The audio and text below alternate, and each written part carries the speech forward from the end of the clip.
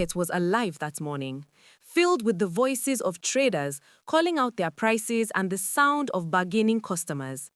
The smell of roasted corn, fried bean cakes, and fresh palm oil filled the air.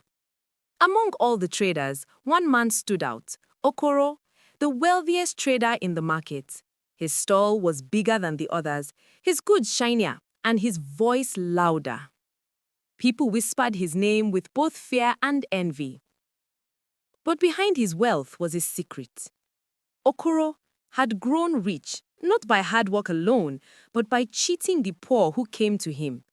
His wooden scale looked fair, but the weights he used were false. When a poor farmer paid for a basket of rice, Okoro always found a way to remove a handful and keep it for himself. When widows came with a few coins to buy gari, he mixed the good grains with sand and husk, then charged them the price of the best quality.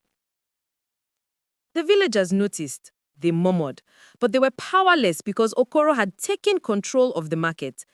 His stall had the biggest storehouse, and his influence stretched far. If anyone complained too loudly, he laughed in their face and warned them never to return. One hot afternoon, Mama Ngozi, a widow with 2 hungry children, stood before Okoro's stall. She held out her coins with trembling hands. "Please, Okoro," she begged, "sell me a little rice at a fair price. My children have not eaten for 2 days." Okoro looked at her with cold eyes.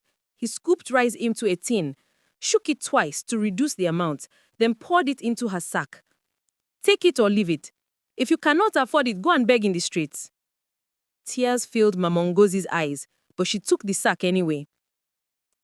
As she walked away, the villagers muttered among themselves. Everyone could see the injustice, but nobody dared to challenge Okoro. He was rich, and the rich always seem untouchable.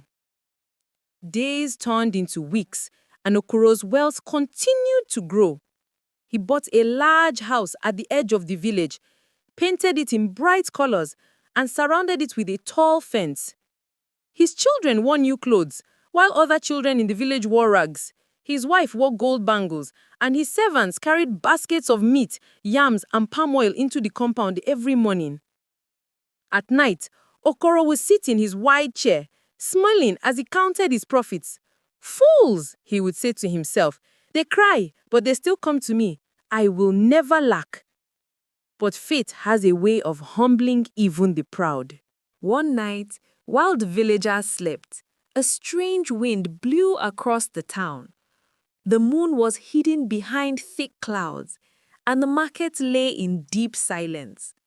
Suddenly, a spark of fire appeared near Okoro's storehouse. It caught on the dry thatch roof, spread across the wooden beams, and within moments, the entire building was in flames. Okoro was woken by the sound of shouting. He ran out in panic, barefoot, his wrapper tied loosely around his waist. His eyes widened in horror as he saw the fire rising higher and higher, consuming the very goods that had made him rich. "My storehouse," he screamed. "My rice. My palm oil. My yams. Somebody help me." Villagers gathered, but they only stood at a distance. Some whispered, others folded their arms. Not one person stepped forward to help.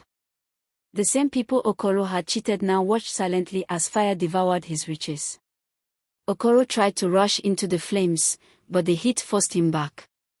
He fell to his knees, tears mixing with sweat.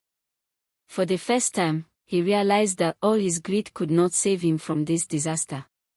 The fire roared louder, sparks flying into the night sky. Okoro's heart pounded as he shouted, but no one came to his rescue. And then, just as the roof collapsed with a thunderous crash, Okoro let out a scream that echoed through the market. The next morning, the market was filled with gossip. People gathered in small groups, whispering about the fire that had swallowed Okoro's storehouse. Some said it was an accident. Others said it was punishment from God. But one thing was certain, Okoro had lost a great part of his riches overnight. Okoro, however, refused to humble himself. Instead, he stood tall in the market the following day, his face set with pride. "Do you think a mere fire can destroy me?" he shouted at the villagers. "I will build again, and I will be greater than before." True to his word, he borrowed money from wealthy moneylenders in the neighboring town. With the loan, he bought new goods and tried to return to the market. But his greed had not left him. He continued using false weights. He continued mixing bad grains with good ones. He continued raising his prices, even though people were suffering. But something had changed. The villagers no longer trusted him. They remembered how he had mocked them in their hunger. They remembered how he had laughed at Momangozi.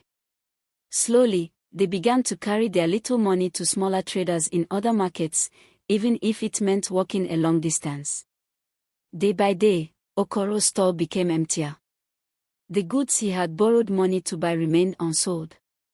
And while his stall was quiet, his debts grew louder. The moneylenders began to visit his house, demanding repayment. At home, his family felt the sting of his downfall. His wife, who once wore gold bangles, sold them one after the other just to buy food. His children, who once wore fine clothes, now wore torn wrappers. His servants, tired of working without pay, began to leave one by one. The once mighty house became a place of sorrow.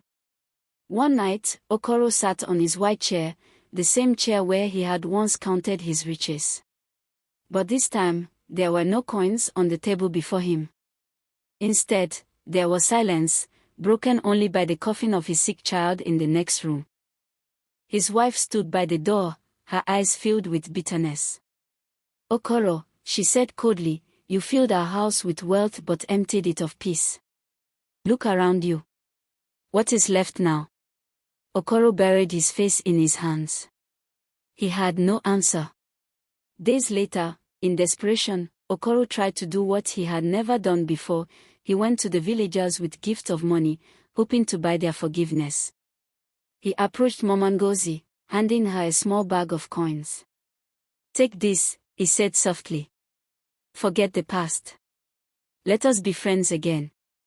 Momangozi looked at him with sad eyes and shook her head. "Okoro, your money cannot buy back the meals my children missed. It cannot buy back the tears of the poor. And it cannot buy back your peace." She placed the bag of coins on the ground and walked away. Okoro's heart sank. He turned to the other villagers, but they too refused his gifts. Everywhere he went, he saw the same faces, the same rejection. That night, Okoro wandered through the same market he once ruled. The stalls were quiet, the moon casting long shadows across the empty paths. He walked slowly, his footsteps echoing. He could almost hear whispers in the wind, voices of the villagers he had cheated, voices of children who had gone to bed hungry, voices reminding him of his sins. He stopped before the ashes of his old storehouse, now covered with weeds. He sank to the ground, tears running down his face. The riches he had chased were gone. The power he had once held had vanished. And the peace he longed for was forever out of his reach. Okoro wept until the night swallowed his voice. Moral of the story: greed may fill your hands with riches, but it will empty your heart of peace. True wealth is found in honesty, kindness, and the love of people around you. Thank you so much for watching. If you enjoyed it, don't forget to like, subscribe, and comment below. Hit the notification bell so you never miss an exciting new tale. See you in the next one.